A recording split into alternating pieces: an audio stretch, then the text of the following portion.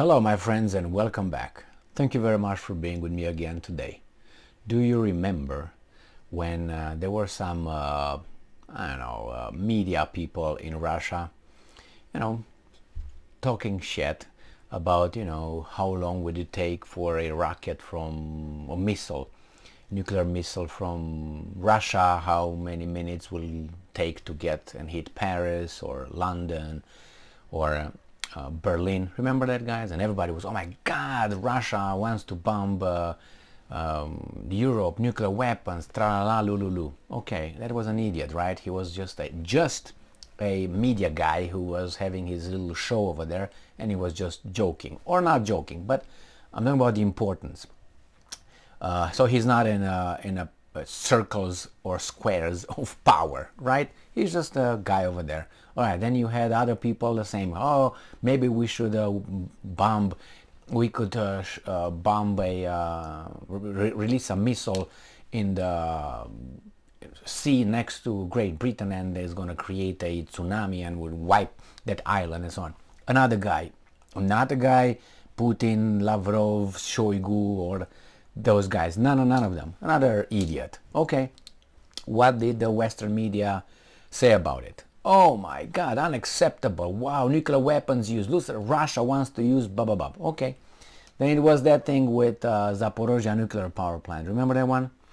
Again, Jesus Christ, they're going to blow up that. There's going to be this catastrophe in Europe. Phew. Now, those, again, nobody said they're going to blow it up or anything. It was just the danger of that happening. And how much you heard about it every day for about, I don't know, a week or so. And then, died. Now, but we still remember that, and they bring it up that Russia will threaten to use nuclear weapons. Putin said, yeah, we're going to use anything that's necessary to defend our country. Oh, he threatened us with nuclear weapons. It could imply that because it has anything at our disposal, which includes that. He didn't use the word at all. Now we have a guy here who is in a square or circle of power from Israel, and he makes concrete statements about blowing up nuclear facilities in Iran. So I want to hear the United Nations condemning that and intervening over there with troops and getting things under control in the in the Jewish state. And I would like a lot of sanctions and occupy Israel, and then maybe break it like Serbia, Yugoslavia, take Kosovo. So I don't know what you would take from Israel, because Israel already, you know what I mean. So let's see what's going on here with this guy, and who is this guy. This article comes from yesterday, November 9th, and comes from Israel. The Jerusalem Post. This is the title: Israel is capable of striking Iran's nuclear facilities, Benny Gantz said. Now, Gantz is not the doorman, he's not the driver of, he's a guy right there, right?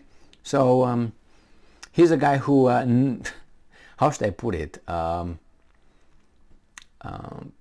He's in the circles of power. That's what I mean. He's not, as I said, a spokesperson for, IBM or something.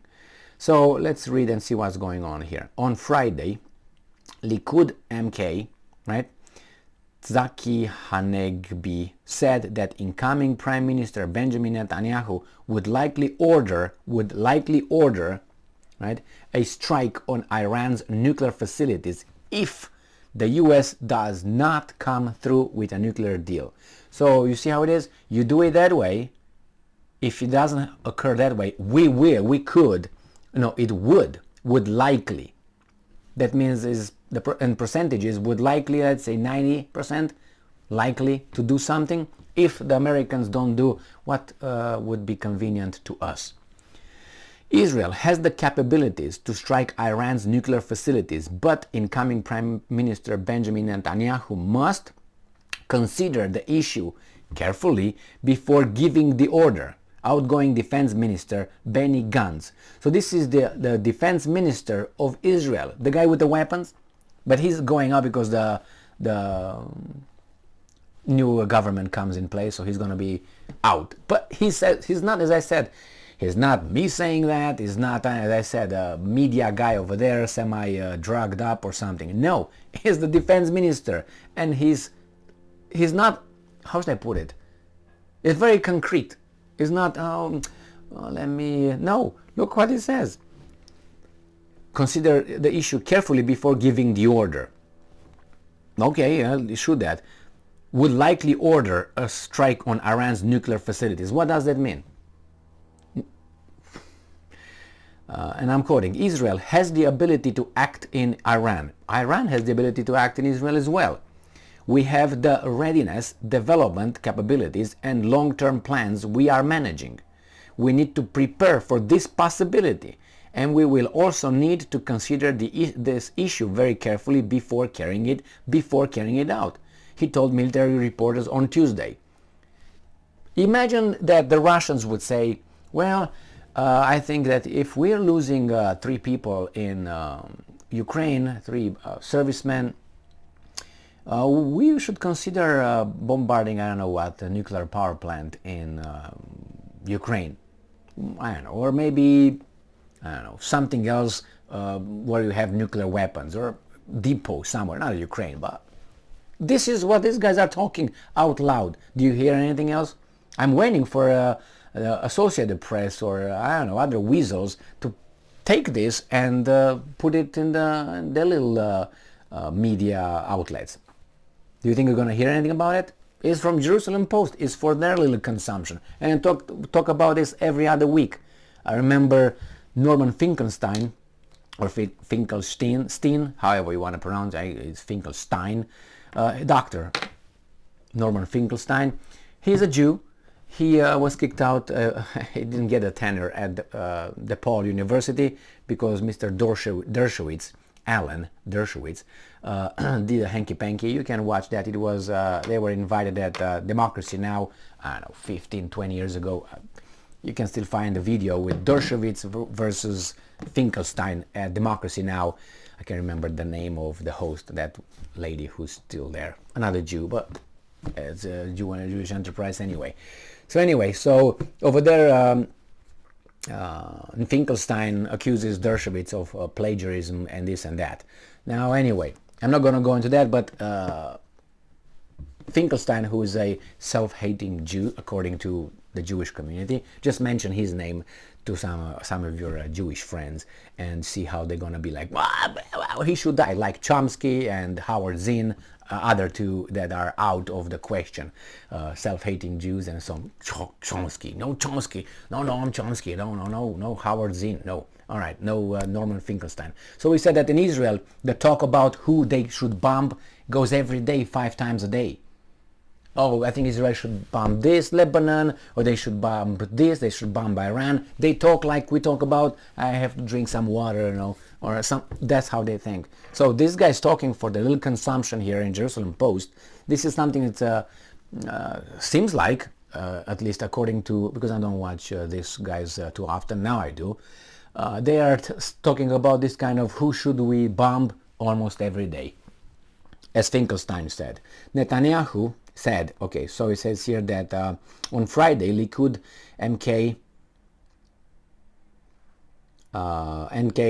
Tzaki Henagbi said that incoming Prime Minister Benjamin Netanyahu would likely order a strike on Iran's nuclear facility if the US does not come through with a nuclear deal and fails to take action against Tehran. That means bully boy should do something with Tehran. That's the Netanyahu said, will act in my assessment to destroy the nuclear facilities in Iran.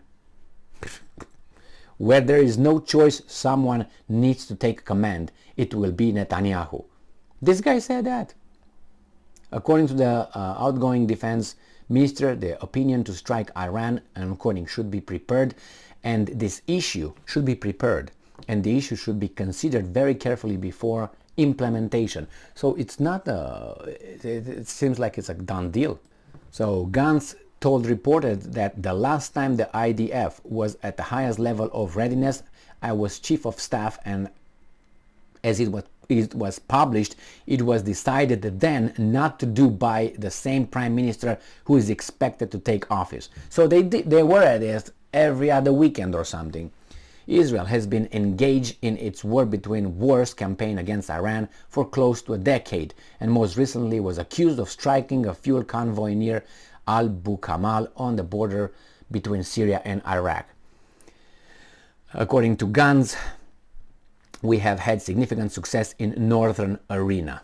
Again, blowing up a convoy in a two sovereign countries, Syria and Iraq if you want, nobody says anything, nobody everything is all A-okay. Did you see any outrage, United Nations, anybody? The Security Council voting to punish this aggressor? No. They hit within Syria whenever they feel like. I'm talking about Israel. Anybody? Syria is a sovereign country still. There's no war declared between the countries as far as I remember. And even if it is, they would change everything then. Why is the United States there? Why is Russia over there? Are they part of the conflict? You see? So, and then besides, so much talk. The United States has troops in Syria. Sovereign country, my ass, sucking the oil of the northeastern part of Syria and sell it on... who sucks that oil? Who are the companies? What's the name of the companies? I want to know. Well, so that's how it goes. So these guys are threatening. Anybody is going to do anything about it? No. Why? Special treatment? But if you point the obvious, they're going to call you this, they're going to call you anti-this, anti-that, and that. No, guys, you talk about hitting a nuclear facility. No, you don't care. Really? Psh, a sovereign country? Anyway, this is the way the world is based. The law-based, the rule of law-based world. Thank you very much for being with me again today. Stay strong, stay smart, look for the truth, and be just.